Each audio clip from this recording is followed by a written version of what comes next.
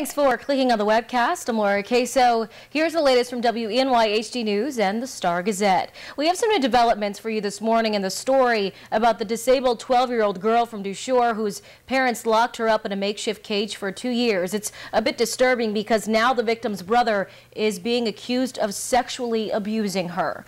18-year-old Kevin Frankenfield has been charged with 10 counts of involuntary deviant sexual intercourse with a child, 10 counts of aggravated indecent assault of a child, and 1 count of child sex abuse. Now, the child's father, 55-year-old Richard Frankenfield, who you see here, is a level 3 registered sex offender. Richard Frankenfield and his wife Mary are charged with false imprisonment for keeping their 12-year-old daughter with cerebral palsy in a cage by screwing a piece of plywood on top of a crib.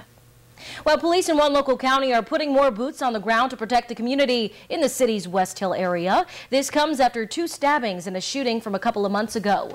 Both of those violent crimes remain unsolved this morning. West Hill is also the neighborhood where Ithaca police officer Anthony Augustine was shot late last year.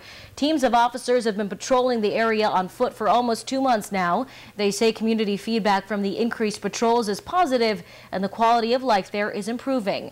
If you have any info about Ithaca City crime, police are asking you to come forward. You can reach them on Facebook or call the anonymous tip line at 697-0333.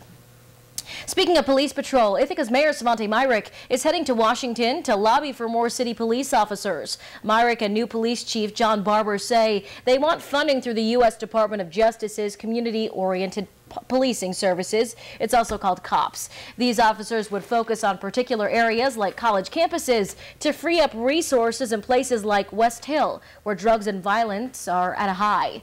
Myrick says the city is pushing for federal funding for officers for a span of 3 years. After that, the city would need to pick up the tab for the officers or eliminate the positions. Well, drivers hitting the road for the 4th of July can expect a bit of a break at the pump. According to the Energy Information Administration, the national average price for a gallon of gas has fallen 5 cents to $3.57. That's the 3rd consecutive weekly decrease, but the price is still 14 cents higher than it was a year ago.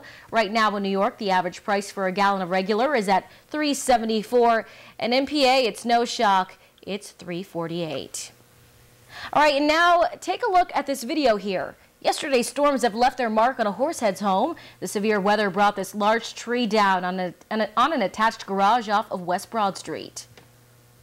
All of a sudden, this huge, it was a boom and a lightning strike, and then there was another boom, and I got up and I was screaming for him, and he was in his room playing video games, and we got out and I saw the tree down, and it was just, I couldn't believe it. Tough story right there. Well, speaking of storms, there was a lot of hail yesterday, a lot of thunderstorms. So let's head over to John Hickey to see if we have some similar weather conditions in our forecast for today. John. Yeah, we do, Laura. The atmosphere is still ripe for some thunderstorm development today. Now, how widespread the severe weather gets shouldn't be as widespread as yesterday, at least that's what I'm seeing. But of course, you can keep it right here at WENY.com. And of course, the Star-Gazette, we've got you covered. Triple H weather in the offering for today, too. Hazy, hot, and humid. We've got a 5-degree guarantee of 90 for today. That would be 3 straight days of 90 plus. First heat wave of 2013, a possibility today. More storms lie ahead. They're isolated tomorrow, but becoming more widespread again for both Thursday and Friday. We'll be cooling it off, too, near 90 today, and then we're cooling it off to the upper 70s as we look ahead towards your weekend. Here's your future track forecast today. The morning just has some patchy fog out there, but the afternoon, here comes some more low showers and storms. Isolated severe today. There could be a hail or a gusty wind report, something that we'll be keeping a close eye on. But those storms, again, as we head in towards the overnight period, fade away. We'll see some patchy fog overnight. Now, tomorrow, isolated storm threat, and it's mainly going to be towards our south, though a stray storm may try to scrape across the southern tier. But pretty confident that the greatest storm threat on Wednesday is south and more isolated. And then we get to Thursday.